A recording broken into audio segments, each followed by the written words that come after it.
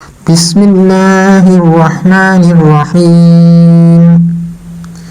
ഇഹ്ദിനസ്-സിറാത്തൽ മുസ്തഖീം.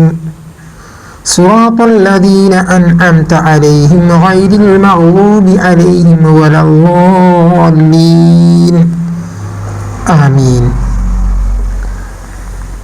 അലൈഹിം ഗൈറിൽ മഗ്ദൂബി അലൈഹിം വലദ്ദാല്ലീൻ എന്ന് പറയുന്നിടത്ത് അലൈഹിം എന്നൊരു ശബ്ദം, മീൻ്റെ ശബ്ദം ഇങ്ങോട്ട് വെളിവാവണം. കാരണം വാവ് ഉച്ചരിക്കും, വാവിൻ്റെ മുമ്പ് സാക്കിനായ മീമ് വന്നാൽ ആ മീമ് അവ്യക്തമായി പോകും. അതുകൊണ്ട് വാവിനെയും മീമിനെയും ഇങ്ങോട്ട് വേറെ വ്യക്തമായിട്ട് തിരിച്ച് മനസ്സിലാവണം. അതാണ് പറയുന്നത്, അവ്യക്തമാവുന്ന രീതിയിൽ ഉച്ചരിക്കരുത് എന്ന്. വ്യക്തമാവുന്ന രീതിയിൽ ഉച്ചരിക്കണം. അലൈഹിം വലദ്ദാല്ലീൻ, അലൈഹിം വലദ്ദാല്ലീൻ അങ്ങനെ ഉച്ചരിക്കും ചിലവർ. അലൈഹിം വലദ്ദാല്ലീൻ, അലൈഹിം ഇങ്ങനെ പറയണം. കാരണം വാവിൻ്റെ അടുക്കൽ സാക്കിനായ മീം അവ്യക്തമാവാൻ സാധ്യതയുണ്ട്. അതുകൊണ്ടാണ് അങ്ങനെ പറയുന്നത്. ഏതായാലും എന്താണ് ഇവിടെ പറയുന്നത്? ഇഹ്ദിനസ് സിറാത്തൽ മുസ്തഖീം, നേരായ മാർഗത്തിൽ ഞങ്ങളെ നീ നയിക്കണമേ എന്നാണ് പറയുന്നത്. എന്നെ നീ നേരായ മാർഗത്തിൽ നയിക്കണമേ എന്നാണ് ഈ ഫാത്തിഹ ഓതുന്ന വ്യക്തി പറയുന്നത്. അതായത് ഞാൻ പല വഴിക്കും ചലിക്കാൻ സാധ്യതയുണ്ട്, എൻ്റെ മനസ്സിന് പല വ്യതിചലനങ്ങളും ഉണ്ടാവാൻ സാധ്യതയുണ്ട്. അപ്പോഴെല്ലാം പടച്ച റബ്ബേ, നീ എന്നെ നേരെയായ വഴിക്ക് നയിക്കണമേ എന്ന്. ഇഹ്ദിനസ് സിറാത്തൽ മുസ്തഖീം, അള്ളാഹുവേ എനിക്ക് ഹിദായത്ത് നൽകണമേ എന്ന് നമ്മൾ പറയാറുണ്ട്.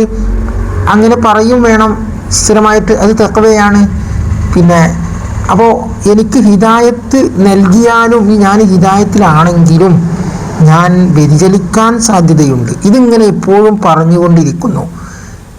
എന്തിനാണത്?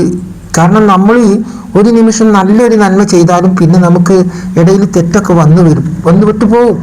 നമ്മൾ സംസാരിക്കുന്നതിൽ, നമ്മൾ ഇടപഴകുന്നതിൽ, നമ്മൾ പോകുന്നതിൽ, വരുന്നതിലൊക്കെ വരും. പിന്നെ പറയുന്നത് എന്താണെന്നറിയോ? ഇത് എപ്പോഴും നമുക്ക് ആവശ്യമാണല്ലോ. ഈ പ്രാർത്ഥന ചോദ്യം അല്ലാഹുവിനോട് ചോദിക്കുകയാണല്ലോ, എപ്പോഴും ആവശ്യമാണത്. സിറാത്തല്ലദീന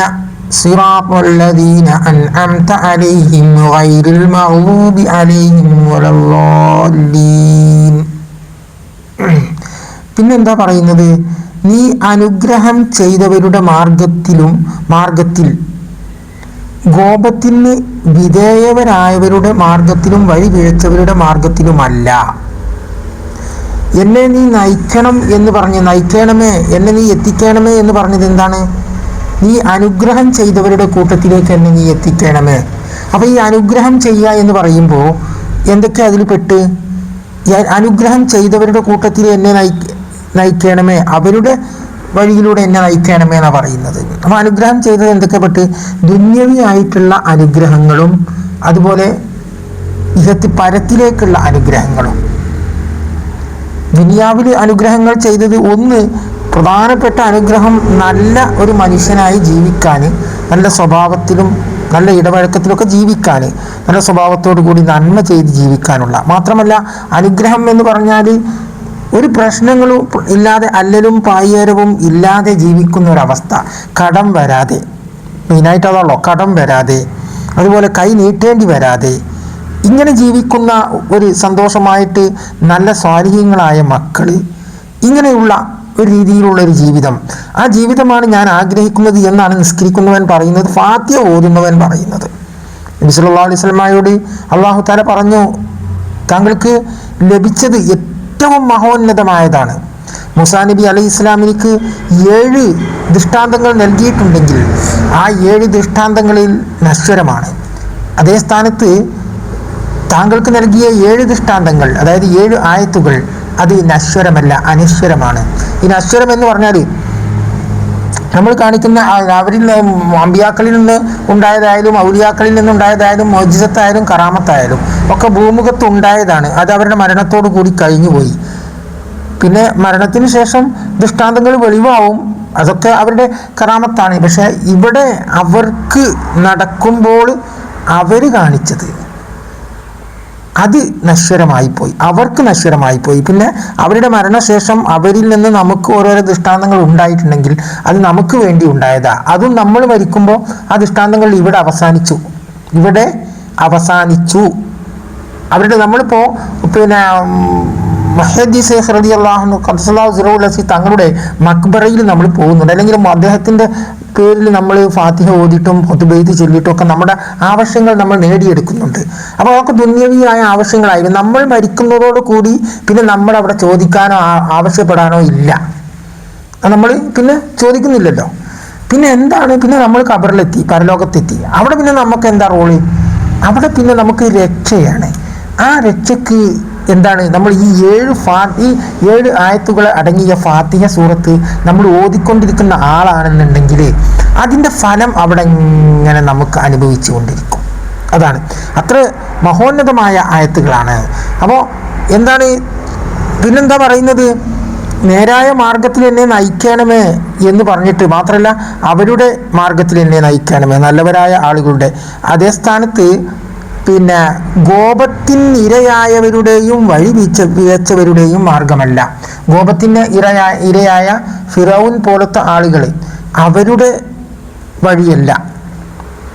ശക്തന്മാരും മല്ലന്മാരും ധനികന്മാരും ഒക്കെ ഉണ്ടായിരിക്കും, രാജാക്കന്മാരൊക്കെ ഉണ്ടായിരിക്കും. പക്ഷേ അവരുടെ ആ ധനം എനിക്ക് വേണ്ട, അവരുടെ ആരോഗ്യം എനിക്ക് വേണ്ട, അവരുടെ ശോഭം അതെനിക്ക് വേണ്ട, അതൊന്നുമല്ല. നീ ശപിച്ചവരുടെ കൂട്ടത്തിലും ആവരുത്, കാറൂനെ പോലെയുള്ള ആളുകളുടെ കൂട്ടത്തിലും ആവരുത്. ഇതാണ് പറയുന്നത്. ഇപ്പോൾ ഇത്രയൊക്കെ പറയുമ്പോൾ തന്നെ അവിടെ എന്തുണ്ട്, ഒരുപാട് അർത്ഥങ്ങളും ഒരുപാട് വ്യാഖ്യാനങ്ങളും കൂടുതൽ അടങ്ങിയ ഒരു ആയത്താണ് അവിടെ ആ പറഞ്ഞത്, ഇഹ്ദിന സിറാത്തുൽ മുസ്തഖീം എന്നത്. അതിലെല്ലതും അടങ്ങി, ഹിദായത്തും അടങ്ങി, പിന്നെ സലാമത്തും അടങ്ങി. അങ്ങനെയാണ്.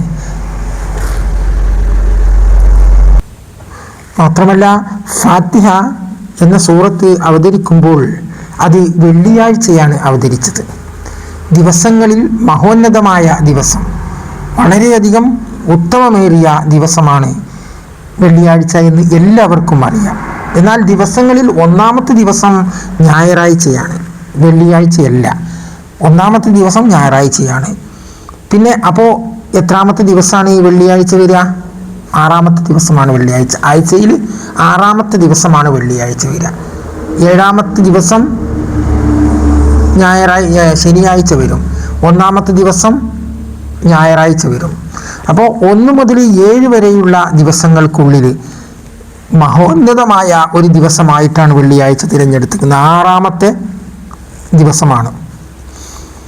ആ ദിവസത്തിലാണ് ഇത് അവതരിച്ചത്. മാത്രമല്ല 7000 മലക്കുകളുടെ അകമ്പടിയോടുകൂടിയാണ് ഇത് ഈ ഖുർആൻ, ഈ ഫാത്തിഹ സൂറത്ത് അവതരിച്ചത് എന്നാണ് തഫ്സീറുൽ അനഫി പറയുന്നത്. ഈ ഖുർആൻ അവതരിച്ചത്, അപ്പോൾ അത് ജിബ്രീൽ അതുമായി വരുമ്പോൾ 7000 മലക്കുകൾ കൂടെ ഉണ്ടായിരുന്നു എന്ന് സാരം. എന്നിട്ട് നബി സല്ലല്ലാഹു അലൈഹി വസല്ലമയോട് ഇതിൻ്റെ അവതരണത്തിന് ശേഷം അവതരണത്തിന് ശേഷം ഇത് അവതരിച്ച് കഴിഞ്ഞതിന് ശേഷം കുറച്ച് ദിവസങ്ങൾക്ക് ശേഷമാണ് നബി സല്ലല്ലാഹു അലൈഹി വസല്ലമ കഴിഞ്ഞ എപ്പിസോഡിൽ പറഞ്ഞിരുന്നു, ആ മദീനയിൽ പള്ളിയിലിരിക്കുമ്പോൾ കാഫിലക്കൂട്ടങ്ങൾ വന്ന് ആഹ്ലാദങ്ങൾ പ്രകടിപ്പിക്കുമ്പോൾ തങ്ങളുടെ ബുദ്ധിമുട്ടുകൾ ആലോചിച്ച് നബി ഒന്ന് വിഷമിച്ച പോലെ ആയപ്പോൾ ജിബ്രീൽ അലൈഹിസ്സലാം വന്ന് പറഞ്ഞല്ലോ അങ്ങേക്ക് ലഭിച്ച ഈ അനുഗ്രഹത്തെക്കുറിച്ച്. എന്നിട്ട് നബി സല്ലല്ലാഹു അലൈഹി വസല്ലമയോട് ജിബ്രീൽ പറയുകയാണ്, അങ്ങേക്ക് ലഭിച്ചതിൻ്റെ മഹത്വം അങ്ങ് ഗ്രഹിക്കണം. 7 ആകാശങ്ങളോടും 7 ഭൂമിയോടും അവിടങ്ങളിലുള്ളവരോടും എല്ലാം കൽപ്പിച്ചിരുന്നു. എന്താണ് കൽപ്പിച്ചിരുന്നത്? അങ്ങേക്കും സമുദായത്തിനും വേണ്ടി ബർക്കത്ത് ചെയ്യാൻ ദുആ ചെയ്യണമെന്ന്. ഈ ഫാത്തിഹ സൂറത്തുമായിട്ട് അവതരിക്കുന്ന അവസരത്തിൽ 1,24,000 അംബിയാ മുർസലീങ്ങളും വാനലോകത്തുണ്ട്. അവരോട് പറഞ്ഞിരുന്നു ഇത് പോരുമ്പോൾ അവരെല്ലാവരും അറിഞ്ഞിരുന്നു എന്നതാണ്. മലക്കുകളുടെ സാന്നിധ്യം ഉണ്ടാവുകയും മലക്കുകൾ അവർക്കൊക്കെ അറിയിക്കുകയും ചെയ്തിരുന്നു. ഫാത്തിഹ സൂറത്ത് അവതരിക്കാൻ പോകുന്നു. നബി സല്ലല്ലാഹു അലൈഹി വസല്ലമ തങ്ങൾക്ക് ഇതിനെ വെള്ളിയാഴ്ച അവതരിപ്പിക്കുകയാണ്. ഇത് അവതരിക്കുമ്പോൾ അവർക്ക് വേണ്ടി നിങ്ങൾ ദുആ ചെയ്യണം, ആ സമുദായത്തിന് വേണ്ടി നിങ്ങൾ ദുആ ചെയ്യണമെന്ന്. ആ ദുആ ചെയ്യണം എന്ന വാക്കാണ് ഇന്ന് നമ്മൾ മുസ്ലിങ്ങൾ, പ്രത്യേകിച്ച് സുന്നികൾ കൊണ്ടു നടക്കുന്നത്. കാരണം അങ്ങോട്ടും ഇങ്ങോട്ടും കണ്ടുമുട്ടി പിരിയുമ്പോൾ അവർ പറയും എനിക്ക് വേണ്ടി ദുആ ചെയ്യണം കേട്ടോ എന്ന്. ഈ ദുആ ചെയ്യണം എന്ന് പറയുന്നതിൻ്റെ പൊരുൾ എന്താണ് എന്ന് നിങ്ങൾക്കറിയാമോ? അപ്പോൾ ദുആ ചെയ്യണം എന്ന് നമ്മുടെ സുഹൃത്ത് നമ്മളോട് പറഞ്ഞാൽ അള്ളാഹുവേ ഹിദായത്ത് കൊടുക്കണമേ എന്ന് പറഞ്ഞു കഴിഞ്ഞാൽ അത് മതി, അത് തന്നെ വളരെ അധികമാണ്. അപ്പോൾ അങ്ങനെ ഒരു വാക്കെങ്കിലും പറയണം നമ്മൾ.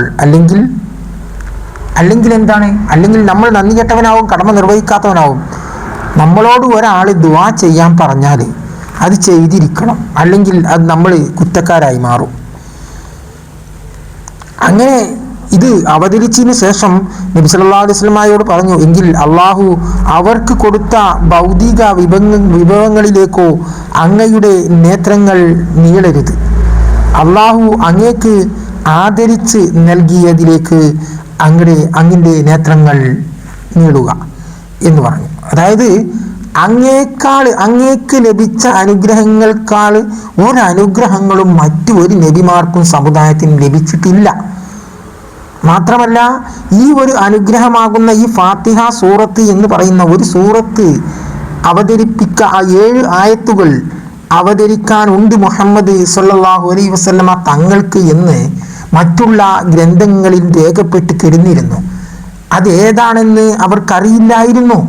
ആ പ്രവാചകന്മാർക്കും അവർക്ക് ആ സമുദായത്തിനൊന്നും അറിയില്ലായിരുന്നു ഏതാണ് ആയത്ത് എന്ന്. ആ ആയത്തുകളാണ് പിന്നീട് അവതരിക്കപ്പെട്ടത്. അവിടുത്തെ ഈ ആയത്തുകളിലൊക്കെ ചില ആയത്തുകൾ അതിലൊക്കെ ഉണ്ടായിരുന്നു. പക്ഷേ ക്രോഡീകരിക്കപ്പെട്ട വഴിയായ ഈ 7 ആയത്തുകൾ, ആ 7 ആയത്തുകൾ പരിശുദ്ധ ഖുർആനിലാണ് ഇറങ്ങിയത്. അത് നബി സല്ലല്ലാഹു അലൈഹി വസല്ലമ തങ്ങൾക്കാണ് ഇറങ്ങിയത്. അതുകൊണ്ട് നാം ഒന്ന് മനസ്സിലാക്കുക, നമ്മുടെ പ്രവർത്തികളിലായാലും നമ്മുടെ മറ്റ് എന്തിലായാലും വിചാരങ്ങളിലായാലും വികാരങ്ങളിലായാലും ഒക്കെ ഭൗതികവും അഭൗതികവുമുണ്ട്, നശ്വരവും അനശ്വരവുമുണ്ട്.